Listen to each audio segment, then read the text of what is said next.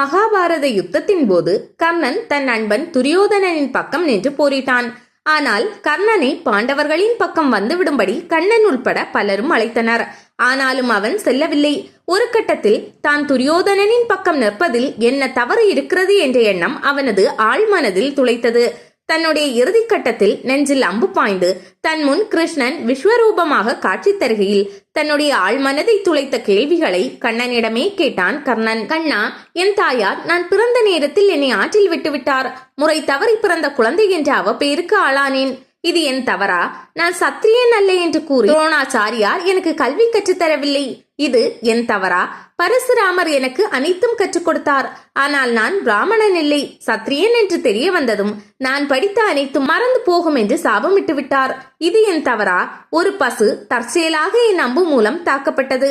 ஆனால் அந்த பசுவின் உரிமையாளர் என்னுடைய தவறுக்காக என்னை சபித்தார். திரௌபதியின் சுயம்வரத்திலே நான் தேரோட்டியின் மகன் என்பதற்காக அவமானப்படுத்தப்பட்டேன்.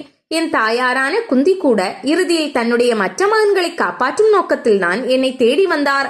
இப்படி சுற்றி இருப்பவர்கள் அனைவராலும் நான் வஞ்சிக்கப்பட்ட போது துரியோதனன் ஒருவன் தான் என்னிடம் அன்பு காட்டினான். அவனால் தான் எனக்கு ஒரு கௌரவம் கிடைத்தது. அதனால் அவன் பக்கம் நான் நின்றதில் என்ன தவறு இருக்கிறது என்றான் கர்ணன். அதற்கு பதிலளித்த கிருஷ்ணர், கர்ணா, நீயாவது பரவாயில்லை. ஆனால் நான் ஒரு சிறையில் பிறந்தேன். என் பிறப்புக்கு முன்பே மரணம் காத்திருந்தது. நான் பிறந்த இரவு அன்றே என் பெற்றோரிடமிருந்து பிரிக்கப்பட்டேன். நீ சிறு வயதிலிருந்து வாள், ரதங்கள், குதிரைகள், வில், அம்புகள் ஆகியவற்றின் இறைச்சலை கேட்டு வளர்ந்தாய். நானோ மாடு, கொட்டில், சாணம், வைக்கோல்களுக்கிடையே வளர்ந்தேன். நடக்க ஆரம்பிக்கும் முன்பே என்னை கொல்ல பல முயற்சிகள் நடந்தன. நல்ல கல்வி இல்லை, பயிற்சி இல்லை. ஆனால் எல்லோரும் இங்கு நடக்கும் பிரச்சனைகளுக்கு எல்லாம் நான் தான் காரணம் என்கிறார்கள். நீங்கள் ஆசிரியர்களால் மதிக்கப்படுகிற போது நான் எந்த கல்வியையும் பெறவில்லை. நான் 16 வயதில் தான் ரிஷி சாந்தீபனி குருகுலத்தில் சேர்ந்தேன். நீங்கள் விரும்பிய ஒரு பெண்ணை திருமணம் செய்து கொண்டீர்கள். ஆனால் நானோ விரும்பிய பெண்ணை திருமணம் செய்யாமல் என்னை நேசித்த பெண்களை, கொடியவர்களிடமிருந்து நான் காப்பாற்றிய பெண்களை திருமணம் செய்து கொண்டேன். ஜராசந்திடமிருந்து என் மக்களை காப்பாற்றுவதற்காக யமுனா நதிக்கரையில் இருந்து தூரமாக என்னுடைய முழு சமூகத்தையும் நகர்த்த வேண்டியிருந்தது. நான் ஓடிப்போன ஒரு கோழை. துரியோதனனுடன் போரிட்ட நீ வெற்றி பெற்றிருந்தால் உனக்கு நிறைய பொருள், நாடு, சேனை, கௌரவம் கிடைத்திருக்கும். ஆனால் பஞ்ச பாண்டவருடன் சேர்ந்து யுத்தம் செய்ததால் எனக்கு என்ன கிடைக்கும்? கண்ணன் தான் இந்த போருக்கு காரணம் என்ற குற்றச்சாட்டு மட்டுமே மிஞ்சும். கர்ணா, ஒன்றை நினைவில் கொள். ஒவ்வொருவர் வாழ்க்கையிலும் சவால்கள் நிரம்பியுள்ளன.